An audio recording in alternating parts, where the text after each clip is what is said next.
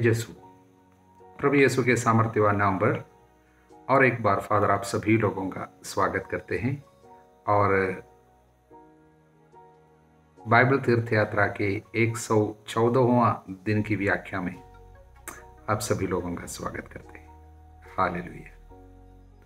आज हम न्यायकर्ताओं के ग्रंथ में सामसन के जीवन से जुड़ी हुई कुछ बातों में केवल व्याख्या को सीमित रखेंगे, इसलिए स्तोत्र संख्या पे और प्रेरित चरित्र पे आज हम नहीं जा पाएंगे।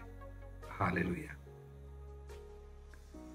अध्याय 13 से 16 तक न्यायकर्ताओं के ग्रंथ में सामसन की जीवन की कहानी है। जो बच्चे संडे स्कूल पे कैटेकिज्म तालीम की शिक्षा सब लेते हैं, उनके लिए सामसन एक बड़ा हीरो है। जितना वे जानते हैं उनके अनुसार सामसन जो है इतनी शक्तिशाली है, अकेले शेर को मारा है, हजारों आदमियों को, फिलिस्ती लोगों को, शत्रुओं को अकेले मार डाला है। इसलिए उनकी दृष्टि में वो एक बहुत ही बड़ा हीरो है और उनके जैसे वो बनना चाहेगा। लेकिन जब हम आध्यात्मिक शिक्षा को पाने की इच्छा के साथ जब सामसन के कहानी को पढ़ते हैं या उनके जीवन के बारे में पढ़ते हैं तो हम थोड़ा सा अचंभे में पड़ जाते हैं, क्योंकि हम उनके जीवन में काफ़ी कमियों को देखते हैं। इतनी गुस्सा, बदले की भावना और आज्ञा को बराबर तोड़ना और वासना के पाप में फंसता रहना, इन तमाम बातों को सब एक चुने हुए व्यक्ति पे जब हम देखते हैं तो हम ऐसे सोचने लगते हैं। इसका नाम इब्रानियों के अध्याय 11 में, जहाँ पे विश्वास के महान नायकों के नाम लिखा गया है, वहाँ पर सामसन का नाम भी हम पढ़ते हैं। ये कैसा हुआ? ये व्यक्ति पाप में जिया और पाप में ही मर गया, भले ही कई लोगों को मार डाला, शत्रुओं को, फिर भी इसमें क्या भलाई की बात है? इसमें कौन सी शिक्षा है जो हम ग्रहण कर सकते हैं? हालेलुया। भले ही काफ़ी कमियों से और टूटापन से होकर इस व्यक्ति ने गुजरा, फिर भी इस व्यक्ति पे प्रभु के कार्य को हम देखते हैं और निकट रूप से इस पर मनन करने से हमें कुछ संदेश मिलते हैं। प्रभु हमें कुछ बताना चाहते हैं, हम उसको जरा ढूंढेंगे और पाने की कोशिश करेंगे। सामसन के जीवन की ओर हम चले। हालेलुया। और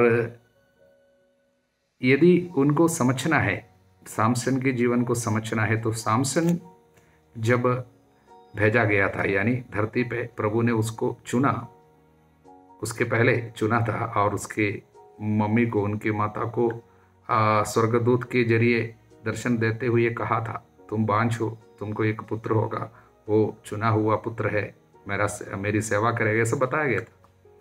तो जब सामसन से भेजा गया था तब इस्राएल के इतिहास पे क्या चल रहा था, इस्राएल में क्या हो रहा था, उस समय का माहौल क्या था?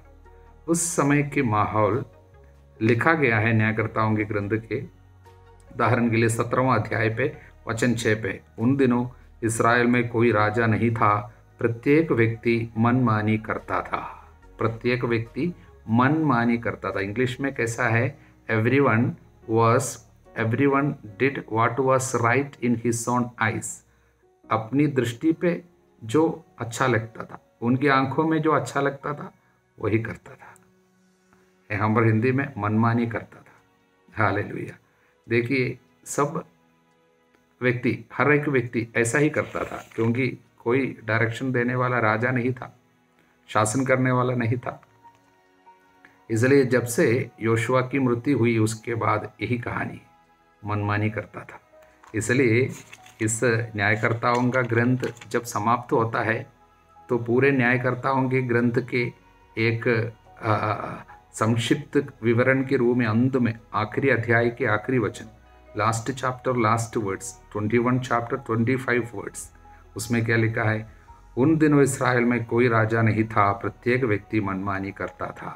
इसलिए पूरे न्यायकर्ताओं के समय में और यही हालत थी, सब मनमानी करता था, अपनी अपनी इच्छा पे चलता था।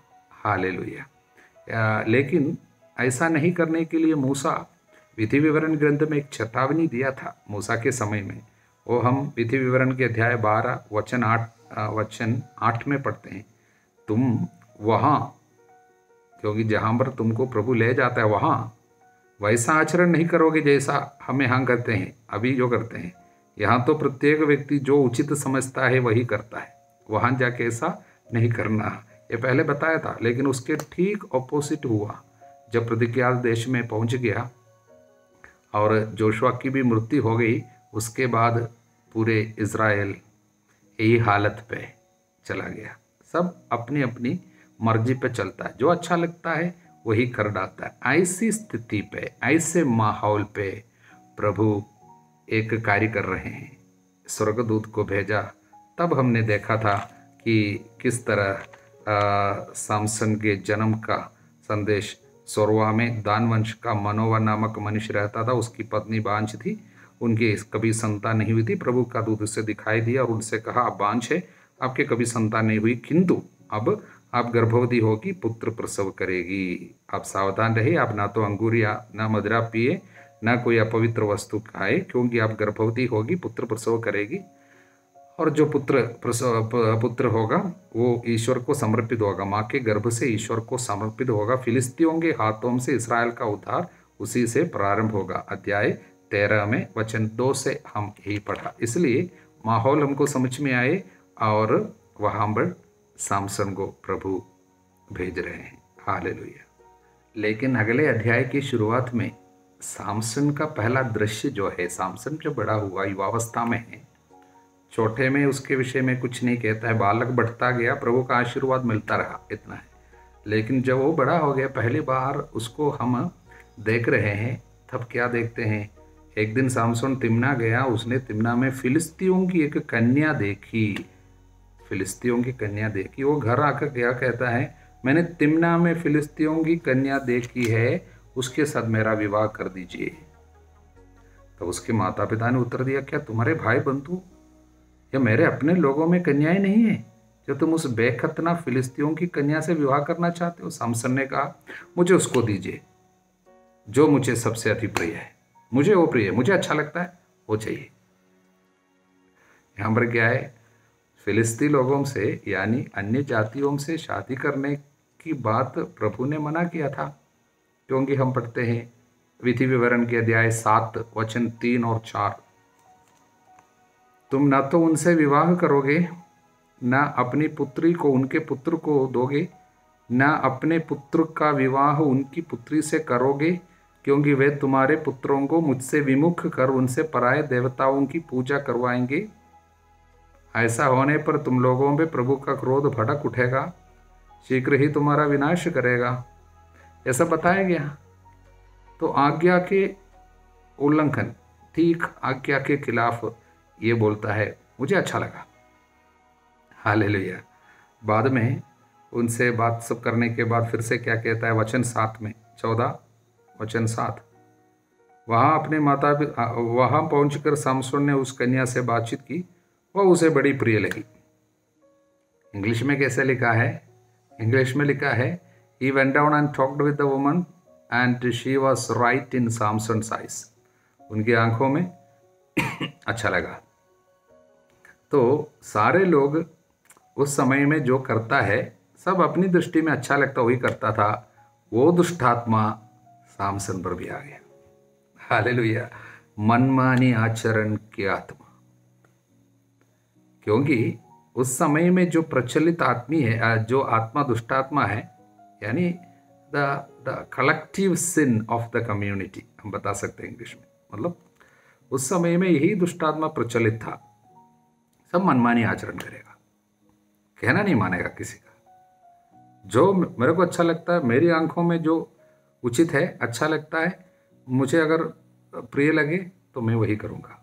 इसमें आज्ञा कुछ भी हो, लिखी हुई बात कुछ भी हो, माता पिता कुछ भी बोले, यही दुष्टात्मा इस पे भी काम किया, इस पाप में ये पड़ गया। वो बोलता है मुझे अच्छा लगा वही चाहिए। हालेलुया।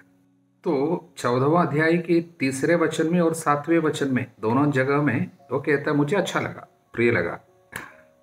लेकिन उसके बीच में और एक चीज रखा हुआ है और एक घटना होती है।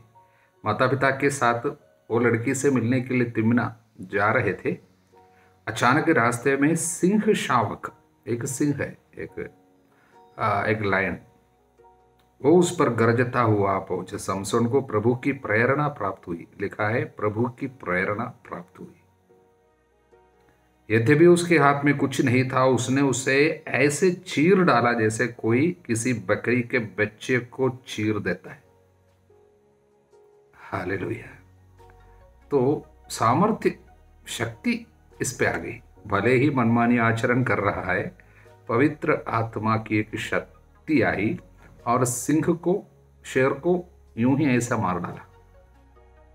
बाद में हम फिर से पढ़ते हैं 19वां वचन में इसी अध्याय के, तब उसे प्रभु की प्रेरणा प्राप्त हुई। अश्कलोन जाकर उसने वहां 30 निवासियों को मार डाला। पर फिलिस्तियों को है, उसके पीछे क्या क्या कहानी उसके बीच में, उसे पढ़कर देखना। तो वहां पर फिर से प्रभु की प्रेरणा प्राप्त हुई और सामर्थ्य, 30 लोगों को मारे। 15वां अध्याय पे वचन 14, जब वो ही पहुंचा तो फिलिस्ती जोरों का जयघोष कर उससे मिलने दौड़े। तब प्रभु की प्रेरणा प्राप्त हुई। उसके हाथों से बनती रस्सियां आग में झुलसे हुए सन के रेशों के समान हो गई। उसके हाथों के बंधन मानो गलकर टूट गए। उसे गधे के जबड़े की एक नई हड्डी मिली, जिसे उसने उठा लिया। उसे 1000 आदमियों को मार डाला। 1000 आदमियों को, एक आदमी, वो भी गधे के जबड़े की एक हड्डी से, सामसन, वो भी प्रभु की प्रेरणा से मार डाला। हालेलुया। तो क्या देखते हैं हम? हाँ, आत्मिक रूप से, अंदर से धार्मिक रूप से बहुत कमजोर, लेकिन शारीरिक रूप से बलवान। हालेलुया। मनमानी आचरण करता है, किंतु प्रभु उसे इस्तेमाल करता है।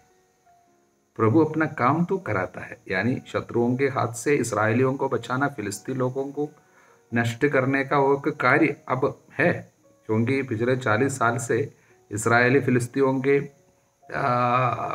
के कारण सताया जा रहा है। हालेलुया।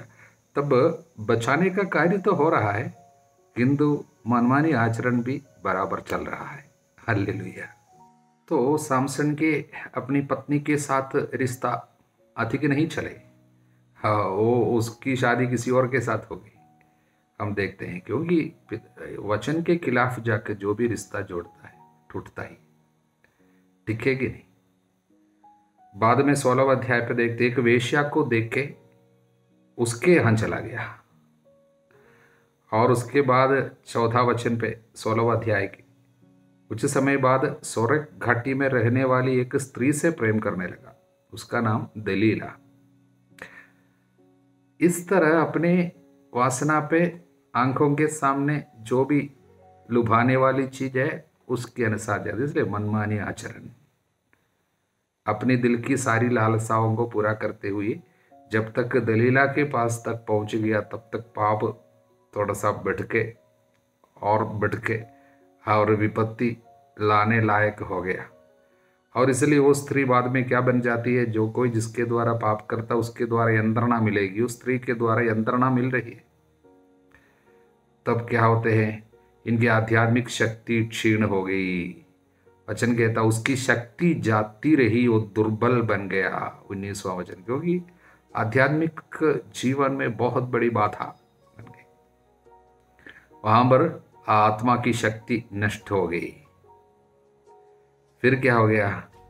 और इसलिए वो स्त्री शत्रुओं के मित्र थी, भले ही इसने सोचा मैं इसको प्यार करता हूँ, लेकिन उसने शत्रुओं को बुला लिए पैसा के लिए, और इसलिए शत्रुओं ने क्या किया, हम वचन में पढ़ते हैं, फिलिस्तियों ने उसे पकड़कर उसकी आंखें फोड़ डाली, वे उसे गाजा ले गए, उन्होंने उसे कांसे की बेड़ियां पहना दी, बंदी गृह में चक्की पीसनी पड़ी। हालेलुया। प्रियजनों, बराबर इनसे गलतियां होती जा रही है, उसके बावजूद प्रभु इनको बीच में हम देखने कैसे संभाला, किस तरह प्रभु ने इस्तेमाल किया। लेकिन अब पाप जब चरम सीमा तक पहुंचते हैं, अभी विपत्ति है। अब इसलिए क्या हो गई, जो व्यक्ति की आत्मिक शक्ति पहले क्षीण हो गई थी, अंदर आध्यात्मिक रूप से, आत्मिक रूप से, धार्मिक रूप से वो बहुत कमजोर था, अभी वही उनके साथ हो गया, शारीरिक रूप से कमजोर हो गया। देखिए, आत्मा में कमजोरी है तो शरीर पे आ जाएगी। अभी ऐसा इसकी आत्मा में कमजोरी थी, फिर भी काफी साल तक, काफी समय तक प्रभु उनको संभालता रहा, उसकी दया है, प्रभु की दया। लेकिन अब शरीर में भी कमजोरी आ गई। आत्मिक रूप से अंधा था, क्योंकि जो पाप करता है वो अंधा बना देता है। इस दुनिया की देवता उन्हें अंधा बना दिया। कुरिन्थियों का दूसरा पत्र अध्याय 4 वचन 4 पर लिखा है। आत्मिक रूप से अंधा था, इसलिए अब शारीरिक रूप से भी अंधा हो गया। उनकी आंखें शत्रुओं ने नष्ट कर दी। इसलिए आंखों देखी बातों पे चलता था, इसलिए आंखें शत्रु निकाल दी। इसलिए मनमानी आचरण करने का मतलब following what he felt good with his eyes. उनकी आंखों में जो अच्छा लगा वही करता गया, अभी आंख निकालेगी। इसलिए बाद में फिर उनको उन्होंने बंधी बनाया। पाप बंधी बना देता है। ये पाप के कारण आत्मिक रूप से वो बंधी था, गुलाम था, क्योंकि वासना के गुलाम था। इसलिए तो हम बराबर देखते हैं वासना पे संचालित था, इसलिए अब शरीर में भी वो गुलामी आ गई, वो बंदी बनाए गए। और लोगों ने उनसे क्या कराए, कांसे की बेड़ियां पहना दी, बंदी गृह में चक्की पीसनी पड़ी। ऐसी हालत में ये आ गया। हालेलुया। लेकिन कहानी यहाँ पर खत्म नहीं होती है। कहानी की एक नई मोड़ यह है, अगले अध्याय में जब हम पढ़ते हैं 16वां अध्याय पे, जब फिलिस्ती लोगों ने उनकी देवता के मंदिर पे, फिलिस्तियों के देवता एक है, उनकी मंदिर पे जब सरेआम इनकी निंदा की गई, सामसन की सबके सामने इनकी निंदा की जा रही है, उस समय दिल खोल के एक प्रार्थना करता है। अध्याय 16 वचन 28 में, तब सामसन ने प्रभु से प्रार्थना की, प्रभु ईश्वर मुझे याद कर। पहली बार उसकी एक प्रार्थना हम पढ़ते हैं, प्रभु मुझे याद कर। देखिए, जब सब कुछ नष्ट हो गया, अब अपने पे भरोसा नहीं, अपने पास शक्ति नहीं है, अपने कोई स्त्री नहीं है, आंखें नहीं है, क्योंकि मनमानी आचरण कैसे करते थे, what ever he felt good in his eyes, जो आंखों से अच्छा लगता था वही चीज पीछा करता था। अभी वो चीज नहीं है, शक्ति नहीं है, जिन जिन चीजों पे भरोसा थी वो सब नष्ट हो गई। तब जाकर पुकारा, विश्वास को जगाया, उस विश्वास के साथ पुकारा। मन में विश्वास करो, मुंह से स्वीकार करो, मुक्ति होती है। इसलिए स्वीकार किया और प्रभु को पुकारा, प्रभु ईश्वर मुझे याद कर, ईश्वर मुझे मात्र इस बार बल प्रदान कर। इसका मतलब वो विश्वास है, आप मुझे बल दे सकता है। अब तक मुझे जो बल मिलता था आपसे ही है, भले ही मैं स्वीकार नहीं करता था, मैं मनमानी आचरण करता था, अब मुझे बल प्रदान कर, एक और बार मुझे बल प्रदान कर। विश्वास के साथ एक प्रार्थना है। हालेलुया। तब उनकी प्रार्थना सुनी गई और उस पे शक्ति फिर से आ गई। तब उस पूरी शक्ति को उसने लगाया और वो जो मंदिर है, देव मूर्तियों की वो मंदिर है, उस पूरे मंदिर को वो गिरा दिया। उस पे जितने हजार लोग थी वो सारे लोग मर गए। सामसन भी मरे, लेकिन सभी शत्रुओं को भी मार डाले। इस प्रकार उन लोगों की संख्या जिन्हें उसने मरते मरते मारा, उनसे अधिक थी जिन्हें उसने अपने जीवन में मारा था। जीवित रहते समय जितने लोगों को मारा उनसे ज्यादा लोगों को मरते मरते मार दिया। हालेलुया। इसलिए प्रियजनों, जब पछतावा के साथ जो प्रार्थना किया, मुझे याद आते हैं जब इसकी प्रार्थना सुन के वो बोल रहा है, प्रभु ईश्वर मुझे याद कर, जीवन के आखिरी पल में मुझे याद कर। किसी ने पुकारा था, याद है ना? प्रभु यीशु जब क्रूस पे मर रहा था, दाहिने एक डाकू, उसे हम भले डाकू कहते हैं, उसने क्या कहा, मुझे याद कर यीशु, और प्रभु ने उसको बचाया। इसी तरह जीवन के आखिरी पल में उसने पुकारा और प्रभु फिर से उसको इस्तेमाल किया। जीवन के आखिरी पल में, मृत्यु में भी प्रभु के काम में आया। शत्रुओं को, अनेक लोगों को मार डाला और फिलिस्तियों के बाद में पूर्ण विनाश के एक कारण बन गया। उनके मंदिर जो है, उसके देवमूर्ति की मंदिर पूरा नष्ट करते हुए, और उस पे बैठने वाले उनके अंदर जितने भी लोग थे उन सारे तमाम लोगों को मार डालते हुए सामसन जो चला गया था, बाद में फिलिस्तियों के पूर्ण विनाश का कारण बन गया। वो हम सामुएल की पुस्तक पे बाद में हम पढ़ेंगे। लेकिन बात यह है, प्रभु इस व्यक्ति को मृत्यु में भी इस्तेमाल किया। हालेलुया। भले ही वो पाप करता था, उनके पाप को, पाप के समय पाप के साथ रहने वाले इस व्यक्ति के हालत को भी, उनके जीवन में आई हुई विपत्ति को भी, ये पाप के कारण आई हुई विपत्ति है इसके जीवन में, उस विपत्ति को भी प्रभु ने इस्तेमाल किया अपनी इच्छा की पूर्ति के लिए। हालेलुया।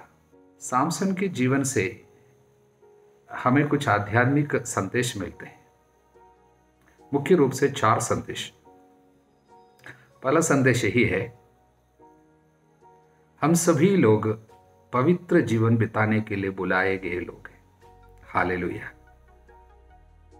सामसन को प्रभु ने नाजीर व्रतधारी बनाया था, यानी प्रभु के लिए समर्पित। नाजीर मतलब नाजराइट इंग्लिश पे जो बोलते हैं, इसका मतलब यही था सेट अपार्ट, अलग किया हुआ, प्रभु के लिए अलग किया हुआ, पवित्र जीवन बिताना था।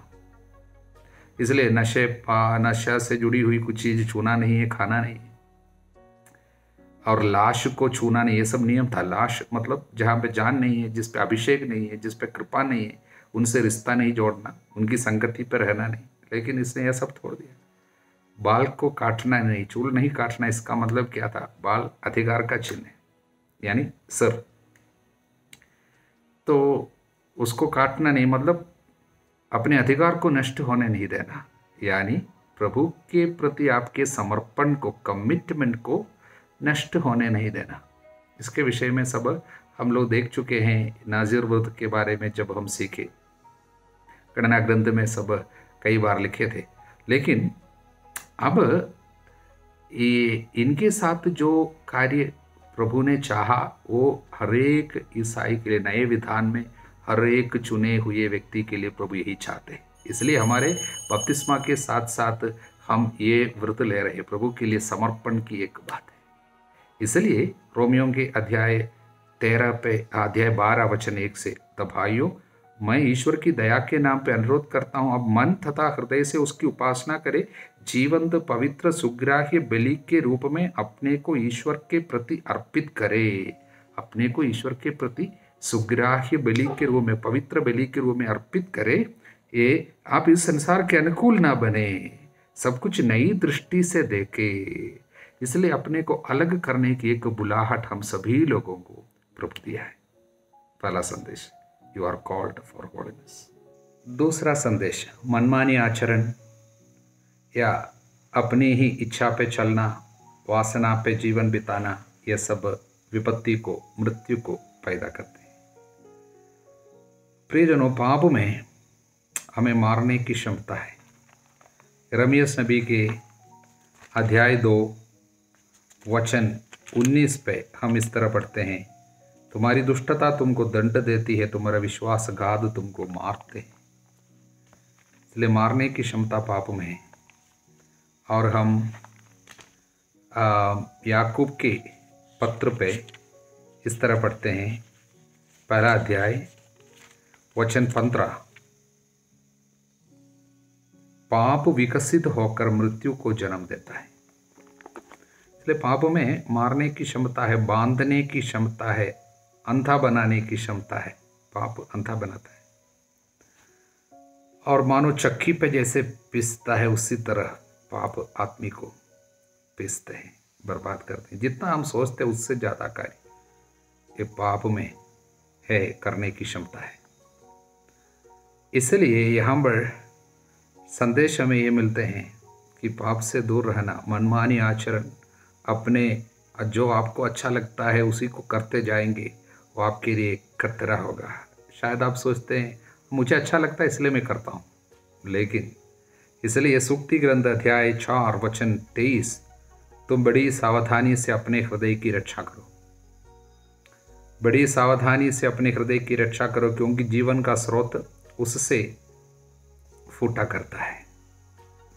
इसलिए हृदय की सावधानी से रक्षा नहीं करेंगे, वचन के साथ, वचन के द्वारा हृदय की रक्षा नहीं करेंगे तो हृदय गलत फैसला लेगा, हृदय कुछ कुछ चाहेगा, हृदय की इच्छा बहुत अजीब सी होगी और हम उसके अनुसार फैसलाएं लेंगे और अंत में जाके बर्बादी पे हम लोग फंस जाएंगे। किसी को देखा अच्छा लगा और मन करता है उससे शादी करो, यूं ही जाकर शादी कर लिया, या किसी को भगा के लेके आया, किसी के साथ भाग गया, जीवन भर के लिए विपत्ति आ सकती है। इसलिए हमें सावधान रहनी है। हालेलुया। तीसरा संदेश, कमजोर आदमियों को, त्रुटिपूर्ण नेताओं को सब प्रभु इस्तेमाल कर सकता है। प्रभु अपने काम में ऐसे लोगों को लगा सकते हैं जिनके जीवन में पवित्रता की कमी दिखाई देती है। हालेलुया। इसलिए यदि किसी चुने हुए व्यक्ति पे कुछ कमियां बार बार दिखाई देना और कुछ ऊंचे स्थान पर बैठे हुए व्यक्ति बराबर यदि पाप करते हैं, उनके जीवन में कुछ पाप की ओर झुकाव दिखाई देता है, तो यह इस बात का सबूत नहीं है कि वो चुना हुआ नहीं है। हालेलुया। मतलब किसी व्यक्ति की कमी कमजोरी को देख के इस पर प्रभु काम नहीं करता है यह नहीं सोचना। हालेलुया। क्योंकि एक चुने हुए व्यक्ति या किसी अधिकार पर बैठे हुए एक अधिकारी हो, ऐसे व्यक्ति के द्वारा प्रभु अपना काम पूरा करेगा, प्रभु की मर्जी पूरी होगी, लेकिन प्रभु की पवित्रता उस पे जरूर दिखाई देना है ऐसा नहीं है। यानी प्रभु की पवित्रता उनके द्वारा प्रकट होना जरूरी नहीं है, फिर भी प्रभु काम करेगा। यहाँ पर सामसन बहुत ही कमज़ोर आदमी है, पाप की ओर उसकी झुकाव बहुत है। प्रभु उनकी प्रवृत्तियों को, उनकी टेंडेंसी जो है वो सब जानता है, और उन कमजोरियों में प्रभु कार्य करता है। अपने लोगों को बचाने का कार्य, शत्रु से छुड़ाने का कार्य इस व्यक्ति के द्वारा प्रभु करता है, भले ही उसने पाप किया हो। इसका मतलब ये नहीं है कि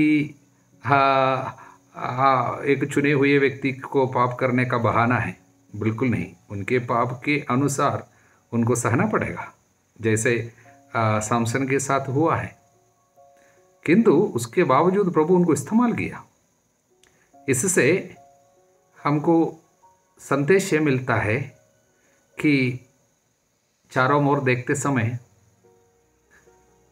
जब हम किसी के जीवन की कमजोरी को देखते हैं, शायद वो व्यक्ति कोई अधिकारी हो या स्वयं हम अपने आप में भी देखते हैं, और हमें निराश नहीं होना है। या किसी को देखते हुए ऊंचे जगह में, यानी कोई अधिकारी, देश का अधिकारी होगा, कलीसिया के अधिकारी होंगे, समाज के कोई अधिकारी होगा, उनके जीवन की कमी कमजोरियों को सब देखते हुए हमें उन्हें ठुकराना नहीं है, क्योंकि ऐसा कोई अधिकार नहीं है जो ईश्वर का दिया हुआ ना हो।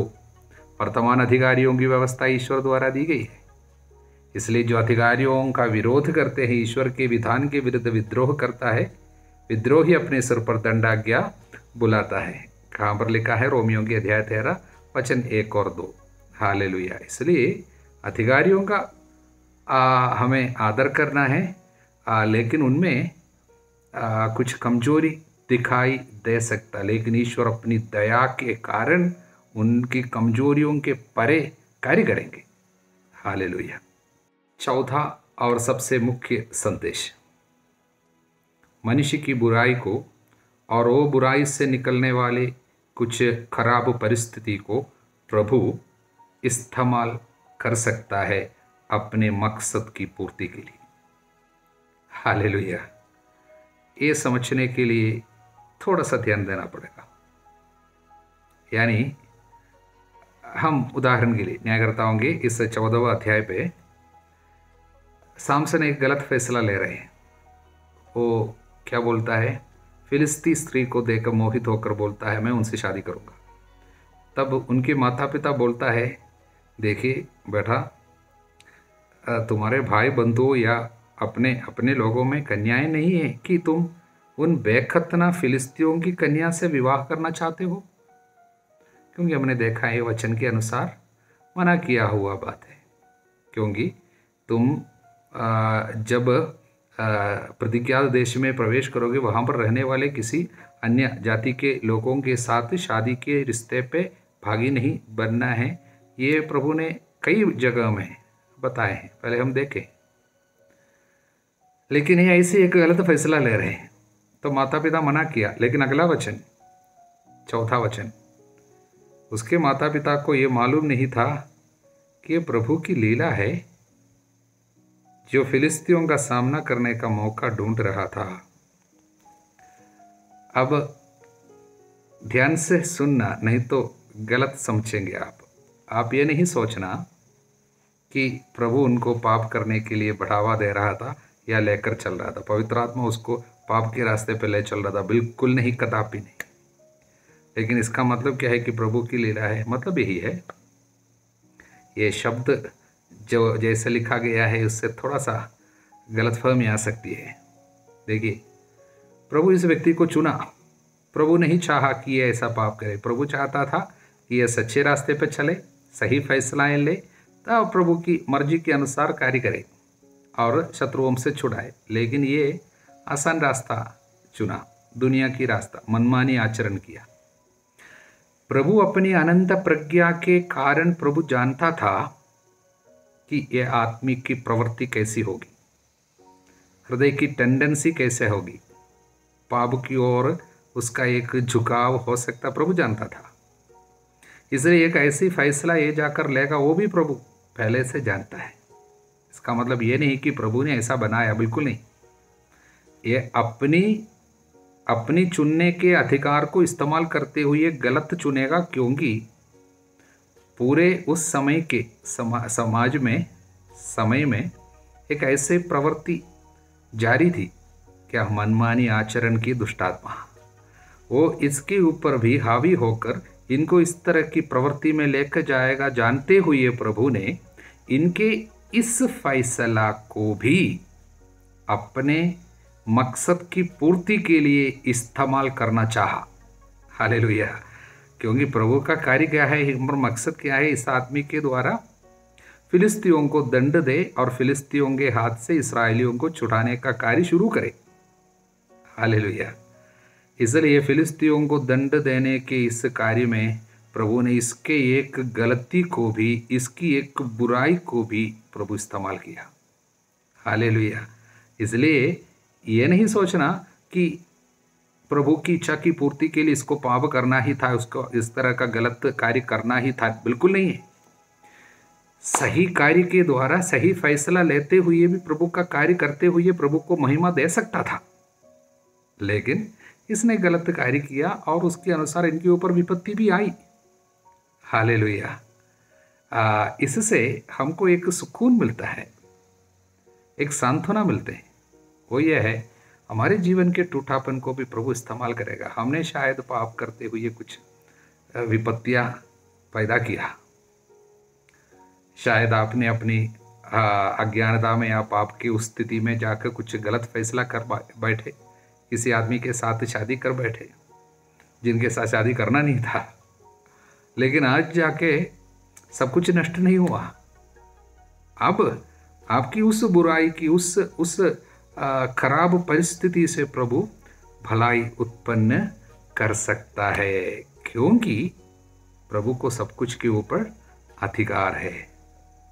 इसलिए प्रियजनों, प्रभु दूसरे रास्ते से भी कार्य कर सकता था, लेकिन प्रभु अपने दया के कारण और आनंद प्रज्ञा के कारण क्या चाहा, अपनी इच्छा को, अपने कार्य को मनुष्य की प्रवृत्ति के साथ जुड़ना चाहा। So he chose to interweave his plans to the tendencies of human being. Interweave his plan to the tendencies of human being. मनुष्य की प्रवृत्ति खराब है, लेकिन उस खराबी को भी प्रभु ने इस्तेमाल किया, कारण प्रभु को सब कुछ के ऊपर अधिकार है। वचन हमें बताते हैं शैतान इस दुनिया में नायक बनकर कार्य कर रहा है, लोगों को अंधा बना रहे। कुरिन्थियों का दूसरा पत्र अध्याय 4:4। लेकिन उसके ऊपर भी प्रभु को अधिकार है। He is in charge. सारा अधिकार प्रभु को मिला है। हालेलुया। इसलिए प्रियजनों, हमारे जीवन के बारे में उसकी एक योजना जो है, वो हमारे सबसे खराब पाप से भी बहुत ही बढ़कर है। यानी हमने कितना भी पाप क्यों न किया हो, फिर भी हम प्रभु की इच्छा को और हमारे लिए प्रभु की योजना को हम तोड़ नहीं सकते।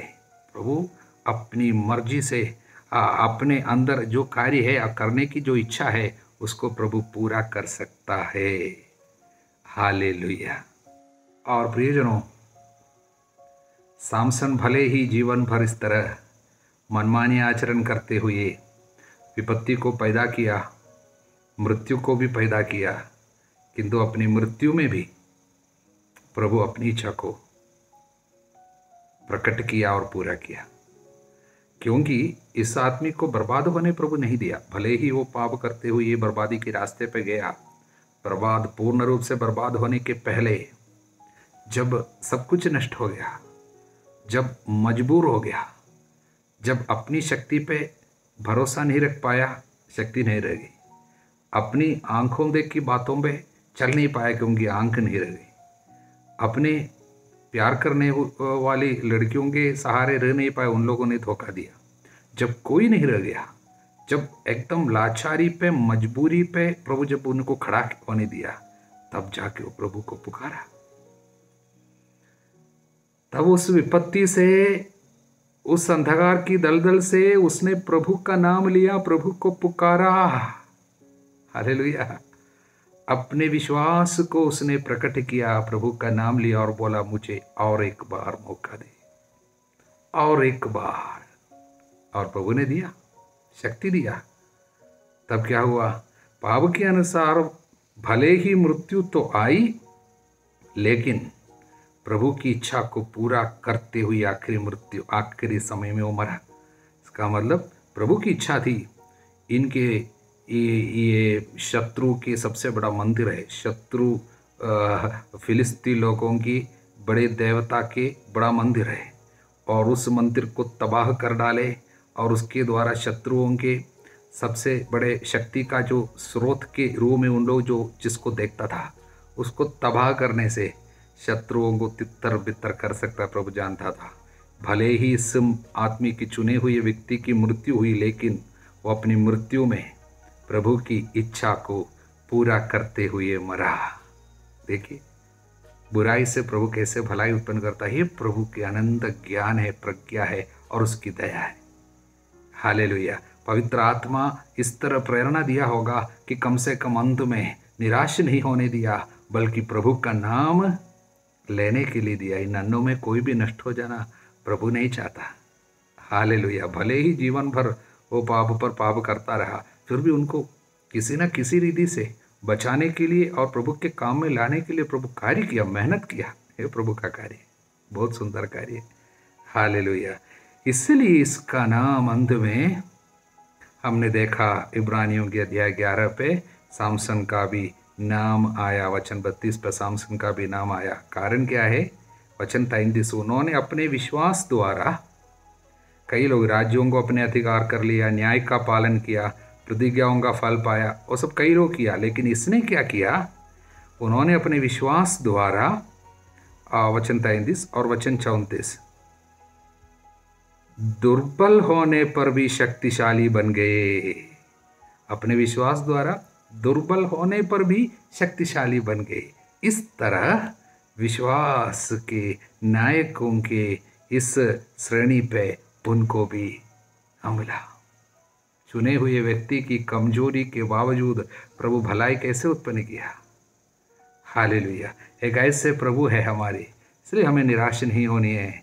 हमारी दुर्बलताओं को भी प्रभु इस्तेमाल करेगा। इसका मतलब ये नहीं कि हम दुर्बल ही रहे। दुर्बल रहने के लिए प्रभु कोई प्रेरणा नहीं देता है, बल्कि हमें पवित्र रहकर प्रभु की इच्छा को पूरा करने से प्रभु की महिमा अधिक होती है। हालेलुया। किंतु किसी चुने हुए व्यक्ति की कमी कमजोरियों को देखते हुए ये प्रभु का नहीं है, प्रभु इस पर नहीं है, इस तरह उनको ठुकराना भी नहीं है। हालेलुया। प्रभु आप सभी लोगों को आध्यात्मिक वरदानों से भर दे। सामसन के जीवन से हमें जो संदेश मिली वो आध्यात्मिक संदेश हम लोगों को विश्वास में और दृढ़ होने के लिए बाध्य करे और मदद करे। प्रभु आप सभी लोगों को आध्यात्मिक वरदानों से भरपूर आध्यात्मिक वरदानों से भर दे, अब सदा सर्वदा अनंत काल तक। आमीन।